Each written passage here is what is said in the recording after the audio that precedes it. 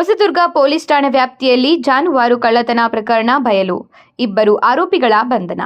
ಚಿತ್ರದುರ್ಗ ಜಿಲ್ಲೆಯ ಹೊಸದುರ್ಗ ಪೊಲೀಸ್ ಠಾಣೆ ವ್ಯಾಪ್ತಿಯಲ್ಲಿ ರಾತ್ರಿ ವೇಳೆ ಹಳ್ಳಿಗಳ ತೋಟಗಳು ಹಾಗೂ ಹೊಲಗಳಲ್ಲಿ ಕಟ್ಟಿದ ಜಾನುವಾರುಗಳನ್ನು ಕಳವು ಮಾಡುತ್ತಿದ್ದ ಪ್ರಕರಣಗಳನ್ನು ಪೊಲೀಸರು ಪತ್ತೆ ಹಚ್ಚಿದ್ದಾರೆ. ಈ ಪ್ರಕರಣಗಳ ತನಿಖೆಗಾಗಿ ರಂಜಿತ್ ಕುಮಾರ್ ಬಂಡಾರು ಚಿತ್ರದುರ್ಗ ಜಿಲ್ಲಾ ಪೊಲೀಸ್ ಅಧೀಕ್ಷಕರ ಮಾರ್ಗದರ್ಶನದಲ್ಲಿ ವಿಶೇಷ ತಂಡ ರಚಿಸಲಾಗಿತ್ತು. ಹೆಚ್ಚುವರಿ ಪೊಲೀಸ್ ಅಧೀಕ್ಷಕ ಡಾಕ್ಟರ್ ಶಿವಕುಮಾರ್ ಅವರ ಮಾರ್ಗದರ್ಶನ ಹಾಗೂ ಹಿರಿಯೂರು ಡಿವೈಎಸ್ಪಿ ಶಿವಕುಮಾರ್ ಟಿ ಅವರ ಮೇಲ್ವಿಚಾರಣೆಯಲ್ಲಿ ಹೊಸದುರ್ಗ ಪಿಐ ರಮೇಶ್ ಕೆಟಿ ನೇತೃತ್ವದಲ್ಲಿ ಪಿಎಸ್ಐಗಳಾದ ಶ್ರೀಶೈಲ ಮತ್ತು ಮಹೇಶ್ ಕುಮಾರ್ ಸೇರಿದಂತೆ ಸಿಬ್ಬಂದಿಯ ತಂಡ ಕಾರ್ಯಾಚರಣೆ ನಡೆಸಿತು.